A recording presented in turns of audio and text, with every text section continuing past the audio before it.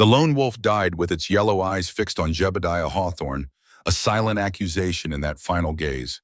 Blood from its throat darkened the Texas dirt, spreading outward like spilled coffee on his late wife's Sunday tablecloth. The comparison came unbidden, and with it, Mary Beth's voice soft but firm the way it had been in those final days. Jeb, some men are born with the killing to indict them. The trick is knowing what deserves killing and what don't. Jeb wiped his blade clean on his worn denim trousers. The old Bowie knife had seen him through Antietam and 15 hard years since. The sandstorm had come on sudden, typical for April in the Texas panhandle of 1885, but it had driven the desperate wolf straight into his cattle pen. The beast had already dragged down a yearling heifer before Jeb could intervene. "Sorry, old boy," he muttered, not entirely sure if he was addressing the dead predator or the slaughtered calf. "Drought makes desperate creatures of us all." The wind howled across the barren landscape, carrying stinging particles that bit into any exposed skin. Jeb squinted against the assault, his weathered face creased by 38 years of sun, wind, and a particular kind of solitude that could only come from choosing to live where most men couldn't survive.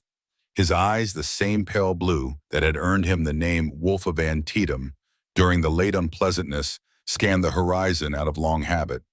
That's when he saw it. A shape moving through the swirling dust a quarter-mile east near his property line. Not the loping gait of another wolf, but something larger. A horse moving erratically. Jeb whistled sharply, bringing his own mount trotting from the shelter of the barn. The big buckskin named Revelation, a private joke Jeb had never bothered explaining to anyone, approached with the quiet confidence of an animal that trusted its master implicitly. "Come on, old soldier," Jeb said, swinging into the saddle. "Someone's having a worse day than us." The sandstorm obscured much beyond 50 yards, but Jeb knew every inch of Whispering Springs Ranch the way some men knew their wives' bodies. He navigated by instinct more than sight, following the contours of land he'd walked since boyhood. The horse and rider materialized through the haze, a bay mare stumbling badly, its rider slumped forward and barely hanging on. As Jeb approached, the mare finally collapsed, sending its rider tumbling into the dirt. The figure lay motionless. "Damn it all," Jeb muttered, dismounting swiftly despite the protest of his right knee, a souvenir from Antietam that ached whenever the weather changed. He approached cautiously, one hand resting on the worn walnut grip of the Colt Army revolver at his hip. The fallen rider was a woman. Jeb hadn't expected that. Out here 70 miles from anything resembling civilization, women were as rare as rain had become. She lay, face down, dark hair spilling from beneath a battered hat dust already collecting in the folds of what had once been fine traveling clothes. Blood matted the hair at her temple. Jeb knelt beside her, fingers seeking a pulse at her throat. It fluttered against his fingertips, weak but present. The mare wasn't so lucky. Foaming at the mouth, eyes rolling white with pain and fear. A broken leg, Jeb diagnosed with a glance. The animal was finished. He removed his bandana, pressed it gently to the woman's head wound. "Ma'am, can you hear me?" No response. Jeb sighed, looking back toward his cabin, barely visible through the swirling dust. 3 miles, maybe 4. Night coming on and the storm showing no signs of abating. This wasn't how he'd planned to end his day. Wasn't how he'd planned to end any day. In the 4 years since Mary Beth and Little Rose had been taken by the fever, leaving him truly alone on the ranch, Jebediah Hawthorne didn't invite complications. And unconscious women qualified as complications of the highest order. Still, there wasn't really a choice to make. Not one Mary Beth would have allowed at any rate. Jeb holstered his revolver, retrieved his rifle from its scabbard, and with a murmured apology to the suffering mare, put a single bullet through its brain. The sound was swallowed by the howling wind. Then with a grunt of effort, he lifted the unconscious woman and draped her carefully over Revelation's saddle before mounting behind her, one arm wrapped securely around her waist. He turned the buckskin toward home. "Never were much for conversation anyway," he told the unconscious woman as they rode. "Guess we'll get along fine."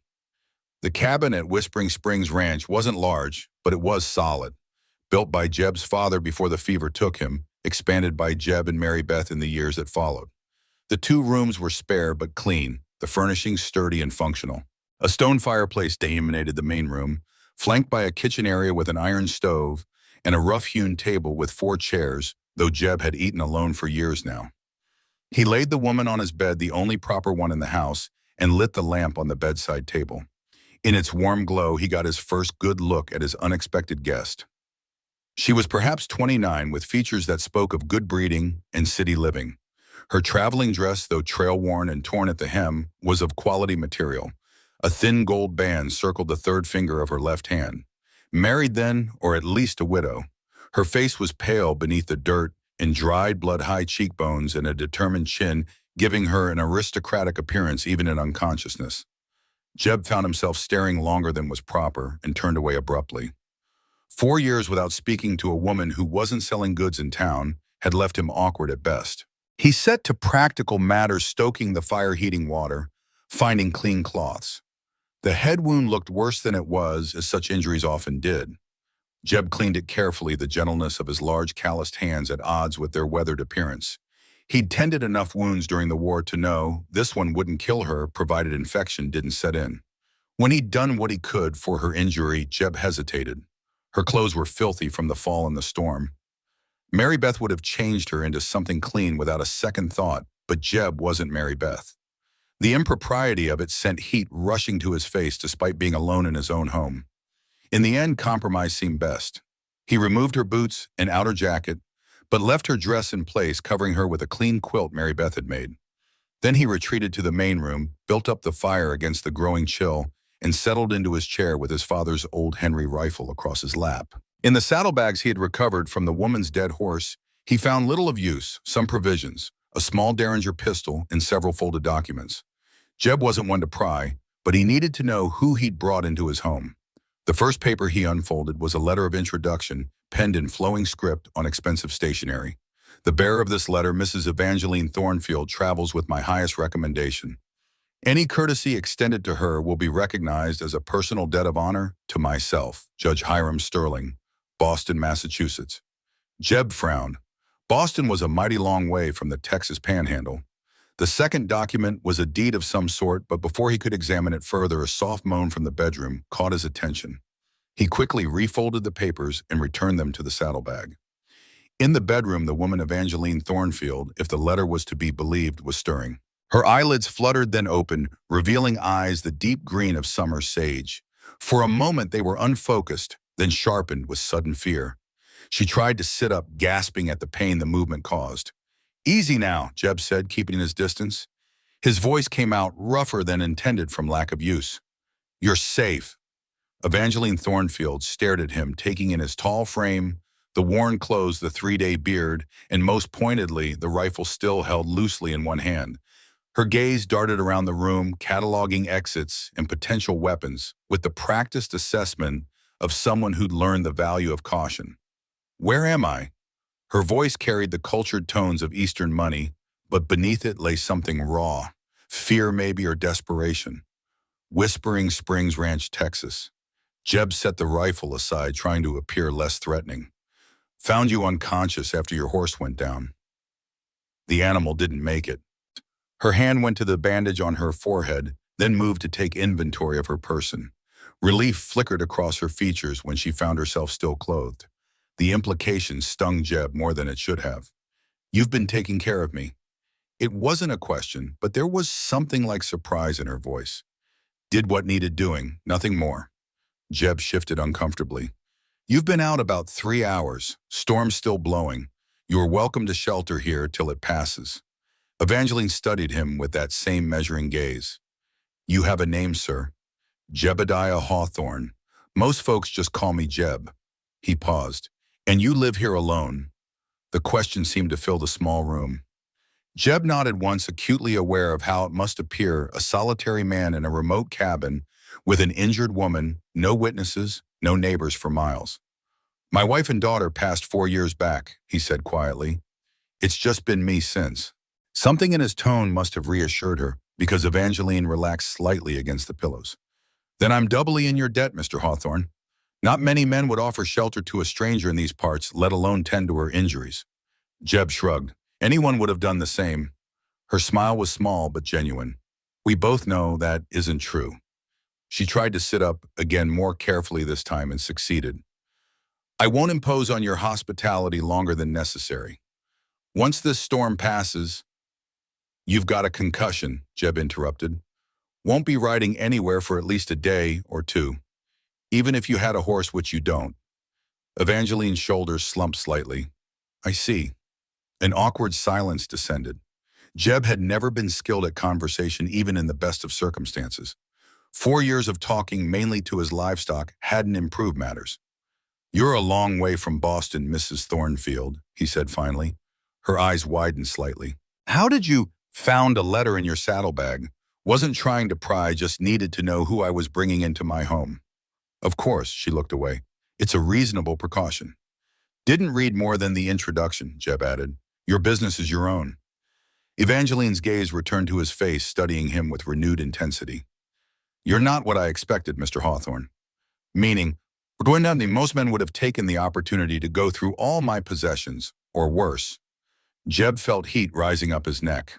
I'm not most men, Mrs. Thornfield. No, she said softly. I don't believe you are.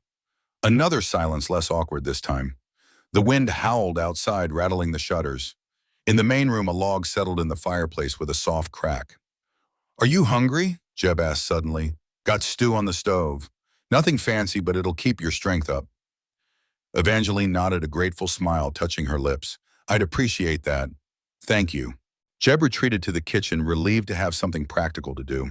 He ladled stew into a bowl, cut a chunk of bread from the loaf he'd baked 2 days prior, and placed both on a tray with a cup of coffee. When he returned to the bedroom, Evangeline had managed to prop herself up further, though the effort had clearly cost her. Don't get many visitors out here, Jeb said, setting the tray across her lap. Hope it's passable. Evangeline took a spoonful of the stew, then another with evident appreciation. It's more than passable, Mr. Hawthorne. Did you cook this yourself? Jeb nodded. Man living alone either learns to cook or eats poorly. A surprisingly progressive attitude. There was genuine approval in her voice. Most men I know consider cooking beneath them. Most men you know probably don't have to do for themselves. Jeb hesitated in the doorway. I'll let you eat in peace. Actually, Evangeline said quickly, I'd welcome the company if you don't mind. It's been a long journey and longer still since I've had conversation that wasn't with my horse. The request surprised Jeb, but he nodded and took the chair beside the bed, keeping a respectful distance. As Evangeline ate, she began to ask questions about the ranch, about the area, about how long he'd lived here. Simple, neutral topics that required little personal disclosure. Jeb found himself answering more freely than he might have expected, something in her manner, making it easy to speak. The drought's been hard, he admitted. 3 years now, with barely enough rain to keep the creek flowing. Lost nearly half my cattle last summer. Would have lost more if not for the old well my father dug. Hits a deep aquifer, never runs dry even when everything else does. That sounds valuable in these conditions, Evangeline observed, especially with the railroad companies buying up land throughout the territory. Jeb's expression darkened. You've heard about that. It was discussed in every town I passed through. Western Frontier Railroad, isn't it? They're apparently offering good prices. They can keep their prices, Jeb said flatly. This land's been in my family since before the Republic. Not interested in selling at any price. Evangeline studied him over the rim of her coffee cup. They say the railroad brings prosperity. They say a lot of things, what it brings is change, and not all change is for the better. Jeb stood abruptly. You should rest, Mrs. Thornfield. Doctor in town says the best cure for a concussion is sleep. Evangeline set aside her empty bowl. Thank you for the meal and for your candor, Mr. Hawthorne. I won't forget either. Jeb nodded awkwardly and retreated to the main room, leaving the door ajar in case she called for assistance. He settled into his chair by the fire, thoughts turning over the strange circumstances that had brought Evangeline Thornfield to his door. Boston society women didn't typically travel alone through the Texas Panhandle, especially not during the worst drought in living memory. With tensions running high over land and water rights, something wasn't adding up. But it wasn't his place to question her. Come morning, he'd ride into town, see about arranging transportation for her to the nearest proper settlement where she could wire for assistance. By this time tomorrow, she'd be on her way, and his life would return to its familiar solitude. The thought should have brought comfort. Instead, Jeb found himself listening to the soft sounds of his guests settling into sleep and wondering what she was running from. Because people who traveled as she had were always running from something, or someone. Outside, the wind continued to howl, driving sand and secrets against the walls of Whispering Springs Ranch. Dawn came with gunfire. Jeb woke to the sound of shattering glass and the distinctive crack of rifle fire. 4 years of frontier isolation hadn't dulled the instincts honed during the war. He rolled from his chair, Henry rifle in hand, and crawled to the window. Through the gray pre-dawn light, he counted 6 riders spread in a loose semicircle around the cabin. Professional positioning designed to cut off escape routes while maintaining fields of fire. These weren't drifters or desperate cowboys looking for easy money. These were soldiers or men who'd learned soldiering the hard way. Another shot punched through the shutters, sending splinters flying. Jeb cursed under his breath and scrambled toward the bedroom. "Mrs. Thornfield," he called out, "we've got company." Evangeline was already awake, sitting up in bed with the small derringer in her hand. Her face was pale but determined.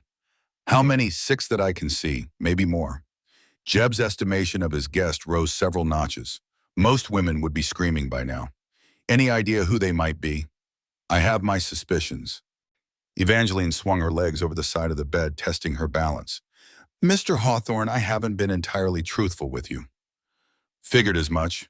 Story time will have to wait." Jeb moved to the window, peering carefully through a gap in the shutters. "They're not shooting to kill yet, just keeping us pinned. Means they want something." "They want me," Evangeline said quietly. Before Jeb could respond, a voice called out from the yard, cultured, confident, carrying the authority of a man accustomed to being obeyed. "Mrs. Thornfield, this is Marcus Sterling. I know you're in there. Come out and we can discuss this like civilized people." Evangeline's face went white. "Marcus," she whispered. "Dear God, he followed me." "Who is he?" Jeb demanded, checking his rifle's action. "My brother-in-law. Officially." Her voice hardened. "My husband's murderer in truth." The stark declaration hung in the air between them. Jeb studied her face, looking for signs of hysteria or delusion, but found only grim certainty. "Long story short," he said, "Silas, my husband, discovered something about Sterling's business dealings. Something worth killing for." Evangeline checked her own weapon with practiced efficiency. "Sterling made it look like suicide, but I knew better. When I started asking questions, accidents began happening around me." "So you ran?" "I ran, all the way to Texas, following leads Silas had been investigating before he died." Another voice from outside, harder edged than Sterling's. "Boss son's coming up. We keep sitting here, someone's going to notice." "Then we conclude our business quickly," Sterling replied. "Mrs. Thornfield, my patience has limits. Come out now or we'll come in after you." Jeb made a swift assessment. 6 gunmen, professional grade. The cabin had thick walls and limited approaches, but it wasn't a fortress. In a sustained siege, they'd eventually be overrun. "Is there another way out?" Evangeline asked.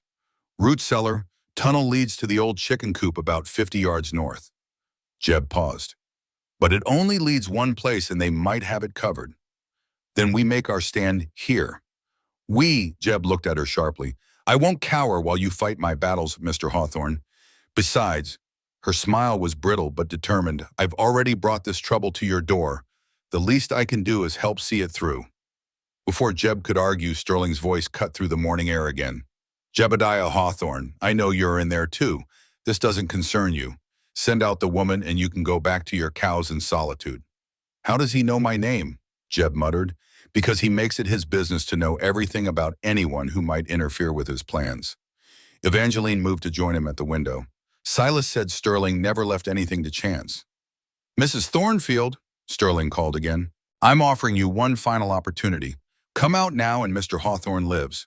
Continue this stubborn resistance and I cannot guarantee his safety." "There's your answer," Jeb said quietly. He raised his voice to carry outside. "Mr. Sterling, this is Jebediah Hawthorne. You're trespassing on my land, threatening my guest. I suggest you and your men ride on before this gets unpleasant." Silence followed, then the sound of harsh laughter. "Mr. Hawthorne, you have no idea what you're interfering with. The woman has stolen property belonging to my family. I'm simply here to retrieve it." "That what you're calling murder these days," Jeb called back. "Property retrieval." The temperature in Sterling's voice dropped noticeably. "I see Mrs. Thornfield has been filling your head with fantasies. Grief affects the mind, Mr. Hawthorne. My sister-in-law has been unwell since my brother's tragic suicide. Funny thing about suicide, Jeb replied. Usually don't require six armed men to clean up the paperwork. This time, Sterling's response came in the form of concentrated rifle fire. Bullets shattered what remained of the windows, chewed splinters from the shutters, and sent both Jeb and Evangeline diving for cover behind the overturned table. Negotiations over, Jeb observed dryly. What now? Evangeline asked. Jeb considered their options. The cabin's construction would stop rifle bullets, but Sterling's men could simply wait them out. Or worse, they could set fire to the place and pick them off as they fled the smoke. Now we even the odds, he said finally. The first shot came from Jeb's Henry rifle punching through the morning air with the authority of a man who'd learned precision at Antietam. One of Sterling's men tumbled from his saddle, clutching his shoulder, not a killing shot, but enough to even the odds slightly. 5 left, Jeb muttered, working the lever action with practiced speed. Evangeline had positioned herself at the opposite window, the smaller door is ready despite its limited range.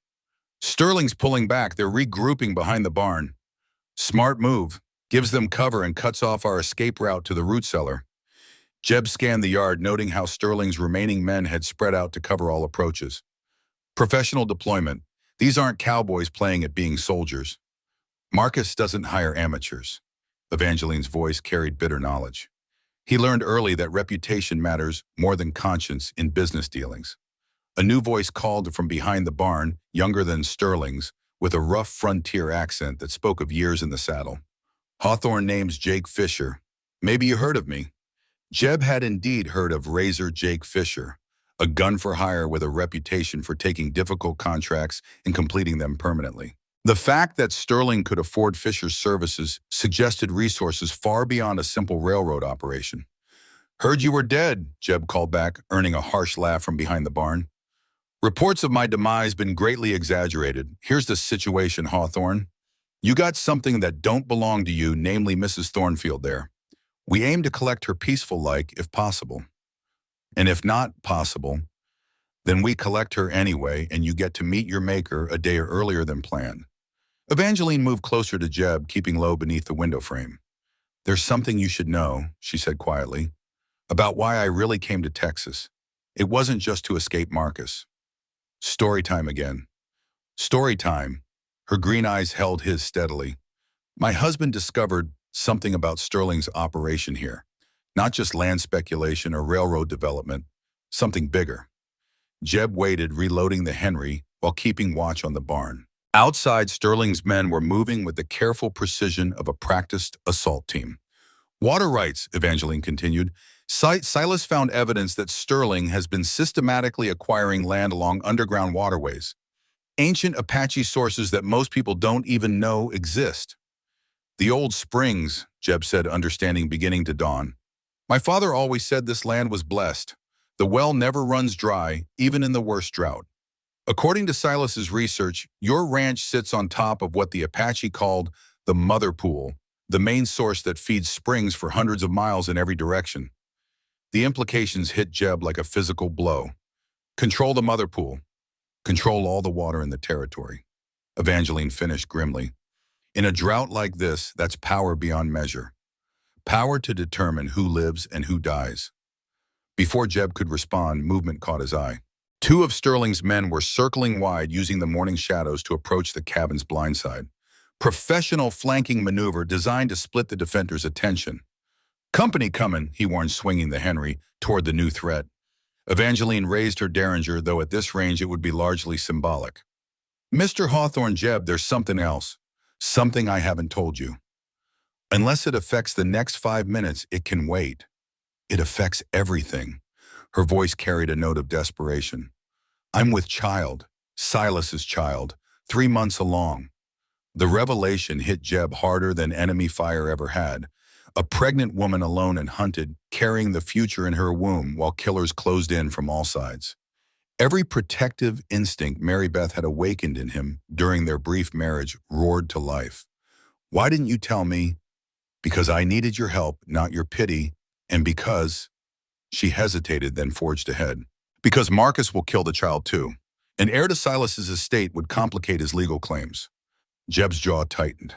The casual brutality of Sterling's ambition, murdering not just his brother, but an unborn child, crystallized something cold and deadly in his chest. He'd thought himself finished with killing after the war, but some things demanded blood payment. "Well then," he said quietly, "I reckon we'd better make sure he doesn't get the chance, Marathon." The flanking gunmen had reached the cabin's north wall. Jeb could hear their boots on the porch boards moving with practiced stealth toward the door. He made a swift calculation. The Henry held 15 rounds. He had maybe 50 cartridges total and 5 professional killers to account for. Math that didn't favor the defenders. "Eva," he said, using her given name for the first time. "That root cellar I mentioned. I want you to pow." "No." Her interruption was firm. "I won't hide while you face this alone. I'm carrying a child not made of glass."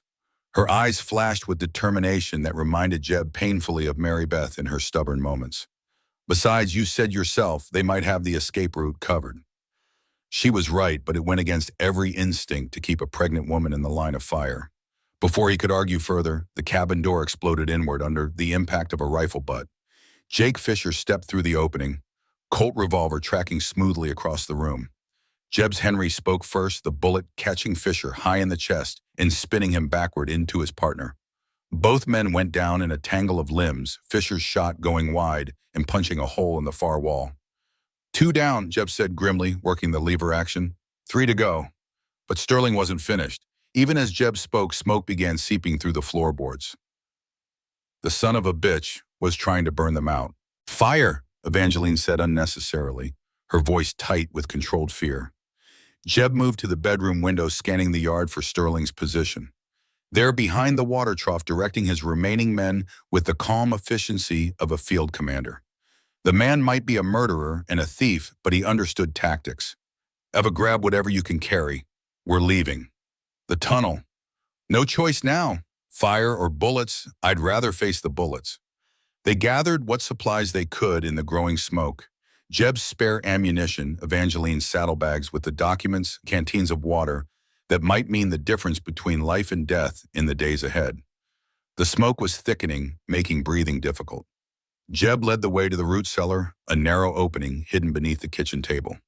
The tunnel beyond was little more than a crawl space carved by his father during the Indian troubles of the 1860s. It would be a tight fit for a man of Jeb's size, impossible for someone carrying a child if panic took hold. "Stay close," he whispered, dropping into the darkness. "Keep one hand on my boot. If shooting starts above us, don't stop moving no matter what you hear." The tunnel seemed to stretch forever, though Jeb knew it was barely 100 yards to the old chicken coop. The earth pressed close around them, heavy with the scent of decades-old fear and desperate hope. Behind them, the cabin burned with increasing intensity, smoke seeping through cracks in the tunnel ceiling. They emerged into gray dawn light, the chicken coop providing minimal concealment, but at least offering room to breathe. Jeb checked his rifle, counting rounds automatically. 12 left in the magazine, 2 spare boxes in his coat pocket. Maybe enough if his aim stayed true. "Now what?" Evangeline whispered, dust and cobwebs clinging to her dark hair. "Now we disappear." Jeb pointed toward the distant canyon that marked the northern boundary of his property.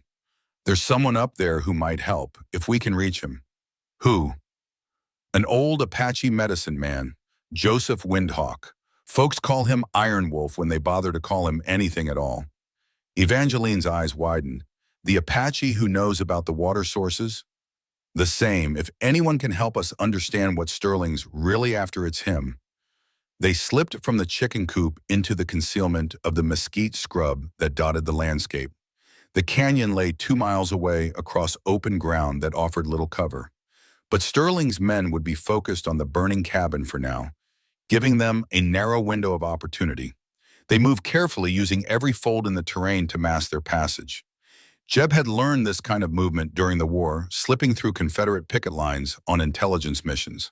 Evangeline proved surprisingly adept for a Boston society woman, keeping low and quiet despite her condition. Halfway to the canyon, disaster struck. One of Sterling's men, the one Jeb had wounded earlier, spotted them from a ridge to the east. His shout of alarm echoed across the landscape, followed immediately by rifle fire. "Run!" Jeb ordered, abandoning stealth for speed. They sprinted across the open ground, bullets kicking up dust around their feet. The canyon mouth loomed ahead, promising sanctuary among the towering stone walls. But distance and rough terrain worked against them, especially with Evangeline's pregnancy limiting her mobility. A shot came closer than the others, close enough that Jeb felt the bullet's passage. He turned, bringing the Henry to his shoulder, and sent a round back toward their pursuers, not aimed to kill but to discourage immediate pursuit. They reached the canyon just as Sterling and his remaining men crested the ridge behind them. 4 men still armed and mounted with the advantage of higher ground. Jeb cursed under his breath as he helped Evangeline into the narrow defile that led deeper into the canyon. "Keep moving," he urged. "Iron Wolf's place is maybe a mile up this canyon. If we can reach him—" "If he'll help," Evangeline interrupted breathlessly. "He'll help." Jeb hoped his confidence was justified. Joseph Windhawk had always been enigmatic in his dealings with white settlers, was friendly enough, but maintaining careful distance. Whether that friendliness extended to harboring fugitives remained to be seen. The canyon narrowed as they climbed walls rising sheer on either side until only a strip of sky remained visible overhead. An ancient creek bed provided their path bone dry after 3 years of drought, but still marked by the smooth stones water had tumbled for centuries. Behind them, the sound of pursuit echoed off the canyon walls. Sterling's men had dismounted, following on foot through terrain too treacherous for horses. The tactical advantage had shifted in these narrow confines. Numbers mattered less than knowledge of the ground. There, Jeb pointed ahead to where the canyon opened into a hidden valley. Iron Wolf's territory. The valley was an oasis of green in the drought-stricken landscape. Ancient cottonwoods shaded a clear pool fed by a spring that bubbled up from deep underground. It was like stepping into a different world, one where the drought held no power. At the valley's heart stood a dwelling that seemed to grow from the landscape itself, part adobe, part natural cave, part structures too old for easy categorization. Smoke rose from a central fire pit, and the scent of burning sage drifted on the morning air. Joseph Iron Wolf Windhawk emerged from the dwelling as they approached. He was tall, despite his advanced years, with silver hair braided in the traditional style, and eyes that held the accumulated wisdom of decades spent reading the land's secrets. His buckskins were well-worn but immaculate, and a bone-handled knife rode at his hip with the casual ease of a weapon frequently used. "Jebediah Hawthorne," the old Apache said without preamble, "you bring trouble to the Sacred Valley." "Didn't have much choice, Iron Wolf. This is Evangeline Thornfield, wife of the dead journalist, carrier of New Life, seeker of truth." Iron Wolf's gaze shifted to Evangeline with unsettling intensity. "I know who she is. The question is whether you understand what you've brought into my sanctuary." Before either could respond, gunfire echoed from the canyon mouth. Sterling's men had reached the valley entrance, though they hadn't yet located the hidden settlement among the cottonwoods. "Hired killers," Jeb said grimly, "working for a man named Marcus Sterling." "Sterling," Iron Wolf spoke the name like a curse. "The water thief. Yes, I know of him. He seeks to chain the mother spring to make slaves of the flowing waters." "Then you'll help us." Iron Wolf studied them both for a long moment, his ancient eyes seeming to see beyond the immediate crisis to possibilities and consequences that remained hidden from younger vision. "The spirits whisper of change coming," he said finally. "Old ways ending, new ways beginning. Perhaps it is time for the last guardian to choose sides in the white man's war." He gestured toward his dwelling. "Come, we will speak of water and blood, of vengeance and justice, and we will decide whether the mother spring flows free or dies in chains." As they followed Iron Wolf into the cool shadows of his sanctuary, Jeb couldn't help but feel they'd crossed more than just a physical threshold. They'd entered a different kind of conflict, now one where the rules of civilized warfare no longer applied. Behind them, Sterling's continued their search, unaware they'd stumbled into a place where older, darker powers still held sway. Powers that had been waiting patiently for the right moment to remind the modern world that some things couldn't be bought, sold, or stolen. Some things could only be earned through blood, courage, and respect for the sacred bonds between humanity and the living earth. The war for the water was about to begin in earnest. Inside Iron Wolf's dwelling, the outside world seemed distant, despite the continued sounds of search and pursuit. The Apache medicine man moved with purposeful efficiency, gathering items from around his sanctuary, while Jeb and Evangeline caught their breath. "Your enemies grow impatient." Iron Wolf observed, noting the increasing frequency of gunshots from the canyon. Sterling's men are not accustomed to prey that knows how to run. They're not accustomed to losing either, Evangeline said, accepting a gourd of water from their host. Marcus doesn't tolerate failure in his employees. Iron Wolf's weathered features creased in what might have been amusement. Then they will learn new lessons today. The canyon has many secrets, and not all of them are a hint to uninvited guests. Jeb checked his rifle again, a nervous habit from his military days. How many ways out of this valley? For those who know the old paths, many. For those who do not, Iron Wolf shrugged eloquently. The canyon is patient. It will hold Sterling's men as long as necessary. We can't hide here forever, Evangeline pointed out. Eventually Marcus will bring more men or simply wait us out. True words, Iron Wolf agreed, which is why we must act, not merely react. The water thief believes himself hunter, but every hunter can become prey if the circumstances change. He moved to the back of his dwelling, returning with an array of items that made Jeb reassess his understanding of the old Apache. There were weapons, a cavalry saber with U.S. markings, a pair of Colt Navy revolvers that had seen recent maintenance, a bow, made from some dark wood Jeb didn't recognize. But there were also other things, small clay vessels, bundles of herbs, and what appeared to be a detailed map drawn on carefully prepared hide. You were a warrior, Jeb said, not entirely a question. I am a warrior, Iron Wolf corrected. Age changes tactics, not purpose. For 30 years I have watched white men carve up the land like butchers with a fresh carcass. Most I ignored. Their damage was small, temporary. But Sterling, his eyes hardened. Sterling seeks to wound the Earth's heart. That cannot be allowed. Evangeline leaned forward, studying the hide map. This shows the underground waterways, the entire network. The sacred flow, Iron Wolf confirmed, what your people call the Apache Waterway. It connects springs and wells across hundreds of miles, fed by the mother pool that lies beneath Jebediah's ranch. My ranch, Jeb corrected automatically, then paused as the full implication hit him. The well my father dug. Your father was guided to the listening place, Iron Wolf explained. I showed him where to dig, as my grandfather showed his father before him. The mother pool has provided for the people of this land for 1,000 years. It will not become Sterling's property. The sound of voices from outside interrupted them. Sterling's men had found the valley entrance, though they seemed uncertain about entering the sacred space uninvited. Boss wants us to flush them out, came a gruff voice Jeb didn't recognize. Then go flush, replied another. Me, I don't like the feel of this place. Too quiet, too green. Ain't natural in country this dry. Iron Wolf smiled coldly. Wisdom sometimes comes even to hired killers. They won't stay scared forever, Jeb warned. Sterling will push them forward eventually. Then we must provide them with greater fears to consider. Iron Wolf gathered several small clay vessels, handling them with ceremonial care. The mother pool is not defenseless. She has guardians older than your grandfather's grandfather's spirits that sleep lightly and wake angry when the sacred waters are threatened. Evangeline glanced skeptically between the two men. Are we talking about supernatural intervention or practical military tactics? Does it matter? Iron Wolf asked mildly. Fear is fear, whether it comes from bullets or spirits. Confused enemies make mistakes. Frightened enemies flee. A plan was taking shape in Jeb's mind, built from half-remembered lessons in unconventional warfare and a growing understanding of the power dynamics at play. Sterling had numbers and professional soldiers, but he was operating on unfamiliar ground against opponents who knew every rock and shadow. What do you need from us? He asked Iron Wolf. The woman must be protected. The old Apache's gaze shifted to Evangeline. She carries more than new life. She carries the truth about Sterling's crimes. That makes her valuable to more than just her enemies.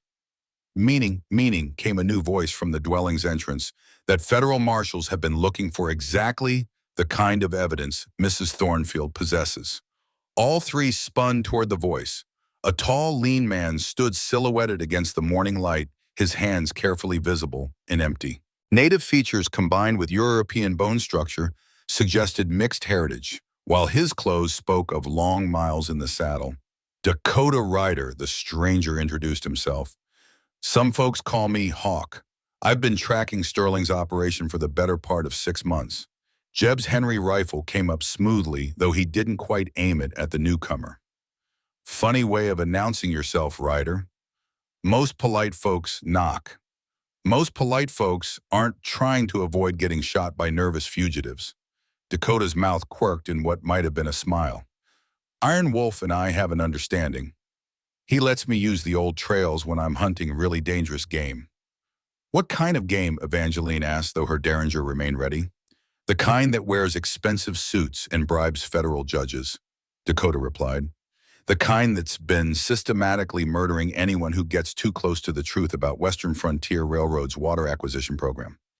Iron Wolf gestured for Dakota to enter fully. He speaks truth. This one has Apache blood through his grandmother's line. The spirits trust him. The spirits maybe, Jeb said dryly. I'm still making up my mind. Dakota moved with the fluid grace of someone equally at home in wilderness or civilization. His gear was travel-worn, but well-maintained, and Jeb noted the professional way his eyes swept the interior, cataloging details and potential threats. Mrs. Thornfield, Dakota said formally, I'm sorry for your loss. Your husband was a good man doing important work. His death wasn't in vain if we can use his research to bring Sterling to justice. You knew Silas. Evangeline's voice carried a mixture of hope and suspicion. We corresponded. He'd uncovered evidence of a conspiracy reaching from Chicago to Austin, centered around controlling water rights throughout the territory. When he stopped writing, I knew Sterling had acted. And you have been tracking Sterling ever since. Among others, Sterling's operation involves corrupt federal officials, bribed state legislators, and murdered property owners. It's bigger than just one railroad company's ambitions. The sound of approaching boots interrupted their conversation. Sterling's men had overcome their reluctance to enter the sacred valley, though they moved with obvious caution through the concealing cottonwoods. 4 men, Iron Wolf said quietly, somehow divining their number despite the acoustic confusion of the forest. They spread wide, trying to surround the dwelling. Professional spacing, Dakota confirmed. These aren't cowboys playing at being soldiers. Jeb positioned himself at one of the narrow windows, Henry rifle ready. So what's the plan? Wait for them to find us, or take the fight to them? Neither, Iron Wolf said, rising with the bundle of clay vessels in his hands. We teach them why the Apache have held this land for 1,000 years. He moved toward a concealed opening at the back of the dwelling, gesturing for the others to follow. The sacred pool has many guardians. Time to wake them. Dakota fell in beside Jeb as they moved deeper into the cave system behind Iron Wolf's sanctuary. You're Jebediah Hawthorne, he said. It wasn't a question. Heard about you during the war. The Wolf of Antietam. That was a long time ago. Not so long that you've forgotten how to fight. Jeb glanced at the federal agent. You know something about fighting yourself. Learn from the best. Dakota's smile was sharp-edged. Apache warfare doesn't follow white man's rules. Neither do the enemies we're facing. They emerged into a natural amphitheater, carved from the canyon's living rock, centered around a pool of water so clear it seemed almost crystalline. Ancient pictographs decorated the walls depicting warriors' spirits and ceremonies that predated European arrival by centuries. The mother pool, Iron Wolf announced with reverent pride, heart of the sacred water's source of life for all the connected springs. Evangeline stared at the clear water in wonder. It's beautiful. How deep is it? Deep enough to hide secrets, Iron Wolf replied cryptically. Old enough to remember when the first people came to drink from its blessing. The sound of boots on stone echoed from the tunnel behind them. Sterling's men had found the concealed entrance, though they moved cautiously through the unfamiliar passages. Time to demonstrate why some places remain sacred, Iron Wolf said, uncorking one of his clay vessels. Whatever he poured into the pool began to glow with an eerie blue-green phosphorescence, turning the clear water into something otherworldly. The light reflected off the canyon walls, creating dancing shadows that seemed almost alive. Phosphorescent algae, Dakota explained quietly to Jeb and Evangeline. Harmless but dramatic. Iron Wolf's been cultivating it for years. And the rest, Jeb asked, noting how Iron Wolf was positioning additional vessels around the pool's perimeter. Traditional Apache psychological warfare. Dakota grinned. Your enemies expect bullets and blade work. They're not prepared for spirits and ancient curses. The first of Sterling's men emerged into the amphitheater, rifle raised, but obviously shaken by the supernatural atmosphere Iron Wolf had created. The glowing pool cast his face in alien shadows while the pictographs seemed to writhe in the shifting light. "Jesus Christ," the gunman whispered, clearly unnerved. "Wrong mythology," Iron Wolf said from the shadows, his voice echoing strangely off the stone walls. "You trespass on sacred ground, water thief. The spirits of the pool are not pleased." More phosphorescence bloomed in the water, triggered by devices Iron Wolf had prepared in advance. To men who'd never encountered such phenomena, the effect must have seemed genuinely supernatural. "It's just tricks," the second gunman said, though his voice lacked conviction. "Chemical reactions or some such." "Then drink from the sacred pool," Iron Wolf challenged, stepping into view with his ancient weapons gleaming in the eerie light. "Taste the water you seek to steal and learn whether spirits are mere tricks." Neither gunman moved toward the pool. Whatever bravado they'd possessed outside the canyon was evaporating in the face of forces they couldn't understand or control. "Where's Sterling?" Dakota called out, his own weapon now visible. Too cowardly to face his crimes in person. "Mr. Sterling's waiting at the canyon mouth," one of the gunmen replied. "Said to bring you out alive if possible, dead if necessary." "And how accommodating," Jeb observed dryly. "Tell Sterling if he wants us, he can come get us himself." "He ain't coming down here," the second gunman said with conviction. "This place ain't natural." Iron Wolf smiled coldly. "Wisdom comes late, but it comes. You may leave the sacred valley unharmed, water thieves. But know this, anyone who returns with evil intent will face more than glowing pools and ancient spirits." The psychological warfare was working. Sterling's professional killers were reduced to nervous, superstitious men, afraid of shadows and strange lights. But Jeb knew the effect wouldn't last forever. Eventually, Sterling would overcome his men's reluctance through threats or bribes, and they'd return in greater numbers. "We need a permanent solution," he said quietly to Dakota. "Running and hiding won't stop Sterling's operation." "Agreed, but first we need to get Mrs. Thornfield somewhere safe. Her testimony is crucial for the federal case we're building." And the water source, Iron Wolf, had been listening to their quiet conference. "The mother pool protects itself," he said with certainty, "but only if those who would defend it show courage equal to their enemy's greed." As if summoned by his words, Marcus Sterling's voice echoed down the canyon, amplified by the stone walls, until it seemed to come from everywhere at once. "Mrs. Thornfield, this has gone far enough. Come out now and we can settle this matter like civilized people. Continue this resistance, and I'll be forced to take more drastic measures." "Such as," Evangeline called back, her voice steady despite the obvious strain of their situation, "such as burning out every ranch and farm within 50 miles until someone tells me where you're hiding. Such as ensuring that your unborn child never draws breath. Such as demonstrating that Marcus Sterling always collects what belongs to him." The naked threat hung in the air like a physical presence. Sterling had abandoned any pretense of legal authority or family concern. This was raw power speaking, backed by money and violence and the absolute conviction that might made right. "Now he shows his true face," Iron Wolf said grimly, the mask of civilization discarded for the reality of the beast beneath. Jeb checked his weapons one final time. The Henry rifle held 12 rounds, his Colt revolver 6 more. Dakota appeared equally well-armed, while Iron Wolf's traditional weapons looked well-maintained and frequently used. Against Sterling's remaining men, it might be enough, might be. "What's the plan?" he asked. "We end this," Dakota said simply. "Sterling's made too many threats, killed too many people. Time to balance the scales. And if we don't make it," Iron Wolf touched one of his clay vessels with something approaching reverence, "then the mother pool will remember, and the spirits will ensure that Sterling's victory is temporary at best." As they prepared to emerge from the sacred cave system and face Sterling's final assault, Jeb found himself thinking of Mary Beth and Little Rose, of the life he'd lost and the new one he might be fighting to protect. Some battles chose the warrior, his father had always said. This was one of those battles. Time to discover whether the wolf of Antietam still had teeth. The night before, what they all knew would be the final confrontation, Jeb and Evangeline sat beside the sacred pool, while Iron Wolf maintained watch at the canyon entrance. Dakota had disappeared hours earlier, claiming he needed to scout Sterling's positions. but Jeb suspected the federal agent was giving them privacy for conversations that might be their last. The phosphorescent glow had faded from the water, leaving only the pure starlight reflecting off its surface. In the quiet sanctuary surrounded by ancient stone and ageless peace, it was possible to forget the violence waiting beyond the canyon walls.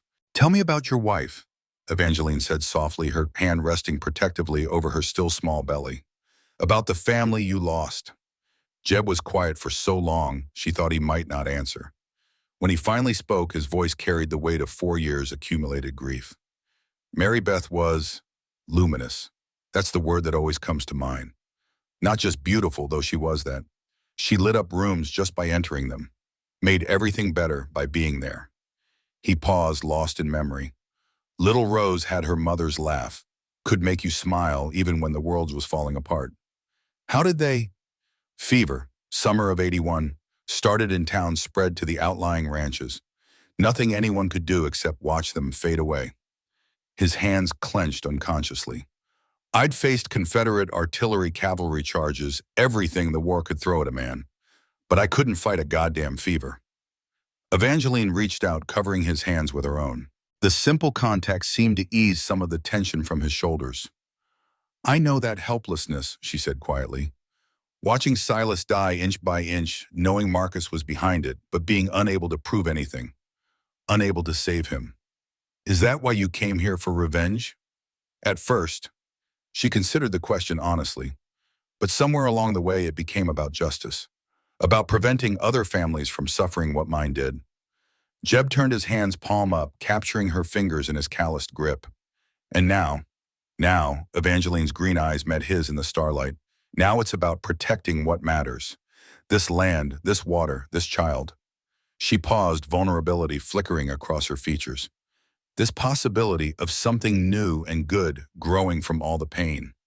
The admission hung between them like a bridge neither had dared to cross before. Jeb felt something shifting in his chest walls, built from grief and isolation, beginning to crack under the pressure of unexpected hope. "Eva," he said, using her given name with new intentionality. "If we survive tomorrow—" "When we survive tomorrow," she corrected firmly. "When we survive tomorrow," he agreed, allowing himself to smile. "What then?" "Then we rebuild.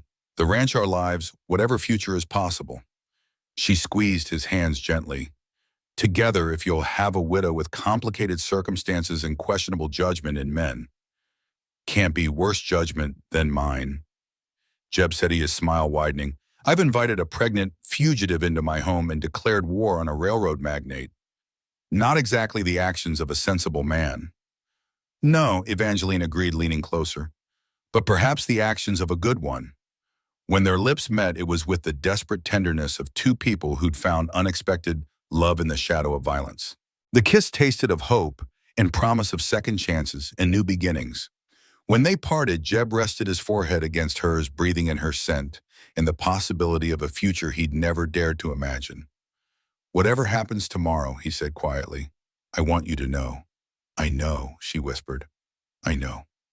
Above them, the stars wheeled in their ancient patterns, indifferent to human joy and sorrow, but somehow bearing witness to the moment when two damaged souls found healing in each other's presence. Dawn came with the sound of approaching horses.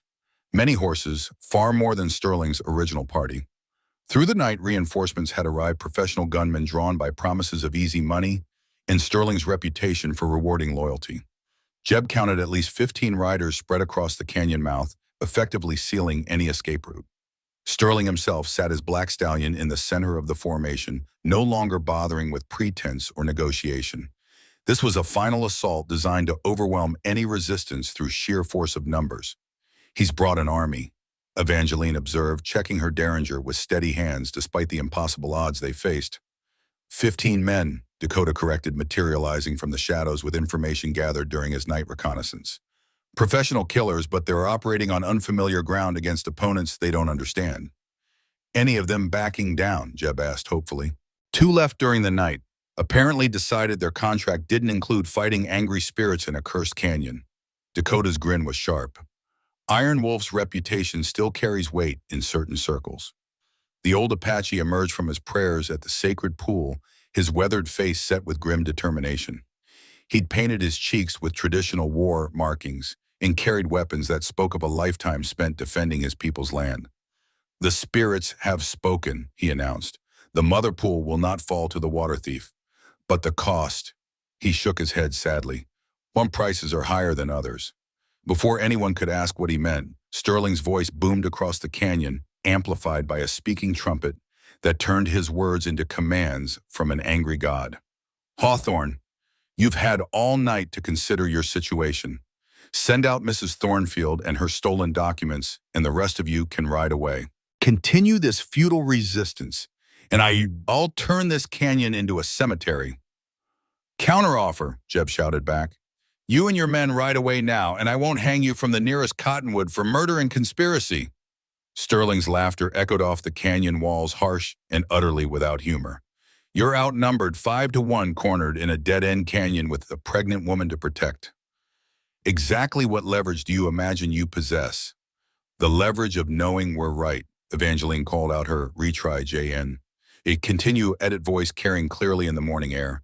"The leverage of having evidence that will destroy everything you've built, Marcus. Even if you kill us here, the truth will survive." "Will it?" Sterling's tone shifted, becoming coldly practical.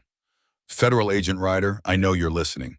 Did you really think I was unaware of your investigation? That I hadn't taken precautions against exactly this scenario?" Dakota's expression darkened. "What's he talking about?" "Your superior, Marshal Harrison Webb," Sterling continued with evident satisfaction. "Excellent man.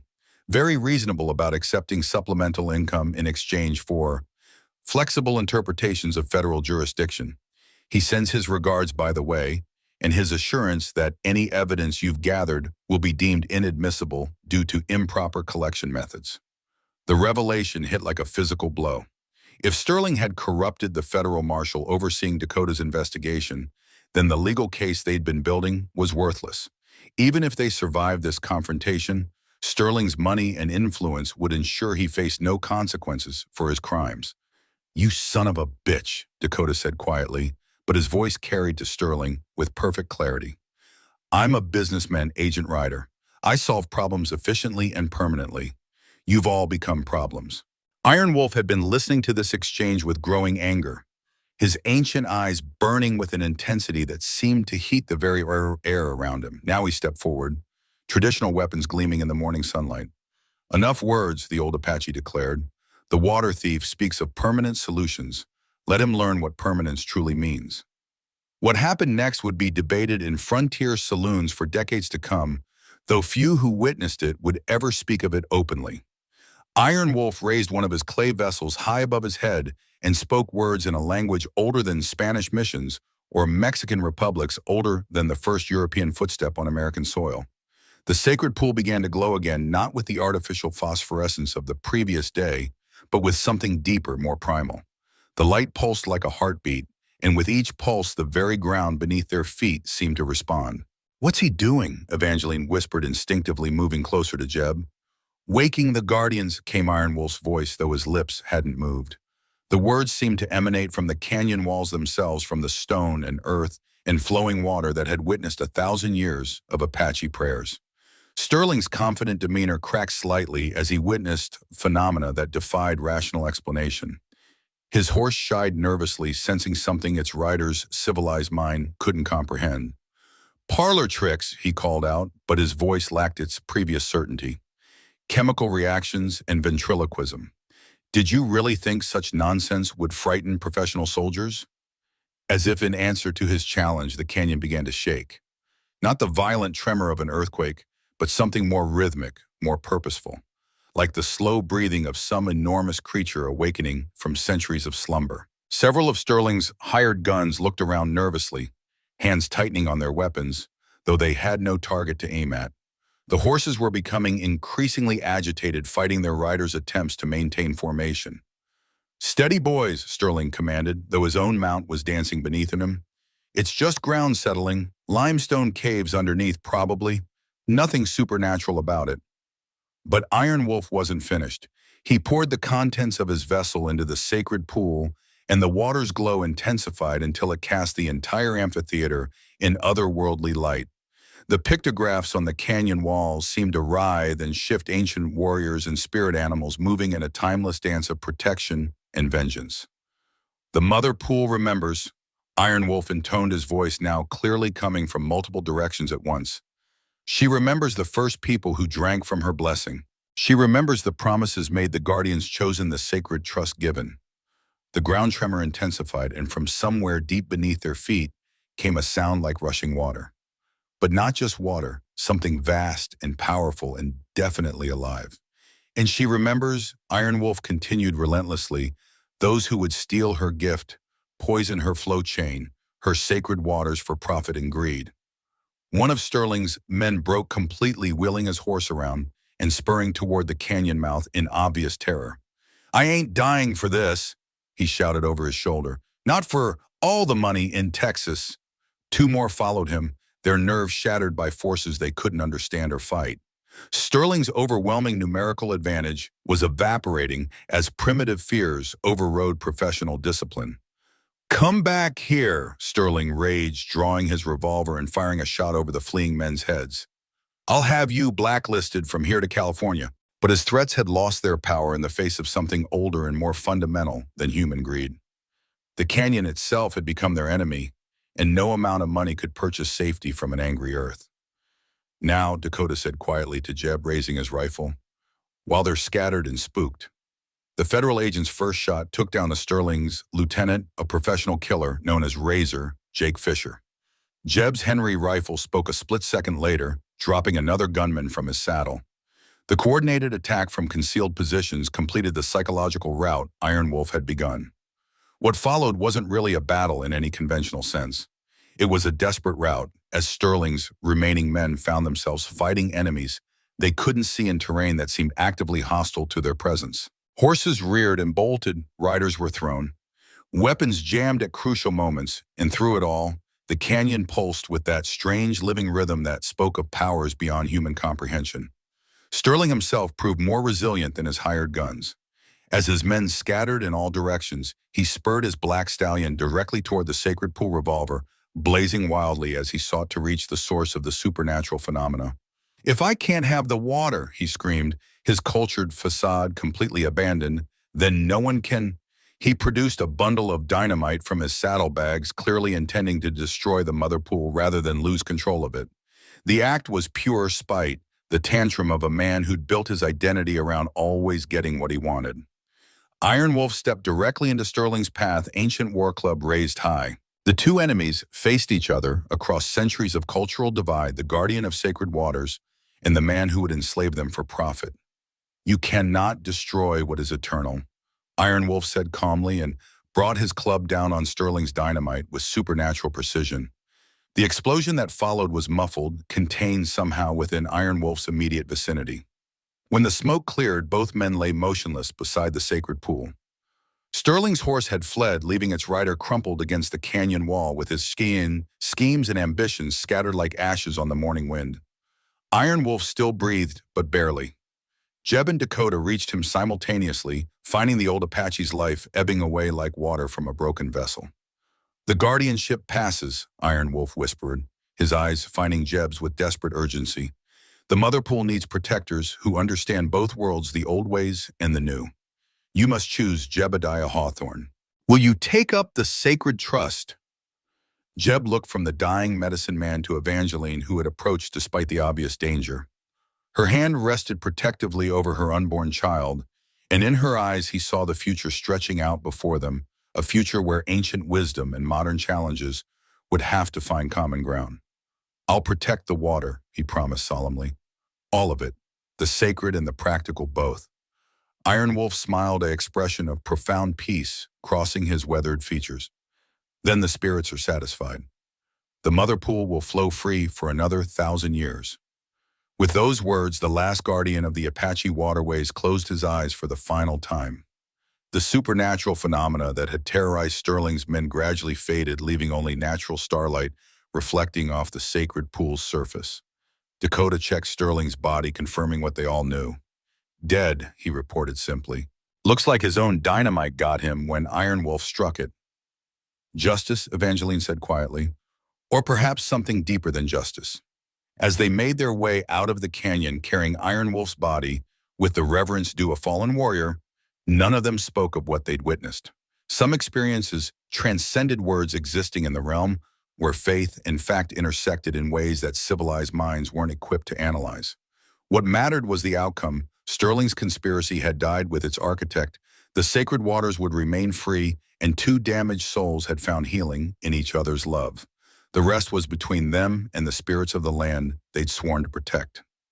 Epilogue, 6 months later. The rains came in September, 3 weeks before Evangeline gave birth to a daughter they named Sarah Rose, honoring both the wife Jeb had lost and the new life that would carry their hopes into the future. The federal investigation into Sterling's conspiracy led to arrests in Chicago, Austin, and Washington, D.C. Dakota Ryder received a commendation for his work, though the official reports made no mention of supernatural intervention or Apache spirits. Some truths were too large for government paperwork. Whispering Springs Ranch prospered as the drought finally broke. The mother pool continued to flow clear and sweet, providing water not just for Jeb's land, but for neighboring ranches whose owners had learned to respect what they couldn't entirely understand. On quiet evenings when the baby slept and the cattle grazed contentedly in green pastures, Jeb and Evangeline would sit beside the sacred pool and listen to the eternal song of flowing water. Sometimes they spoke of the future of the child who would grow up knowing both worlds, the practical and the mystical, the civilized and the wild.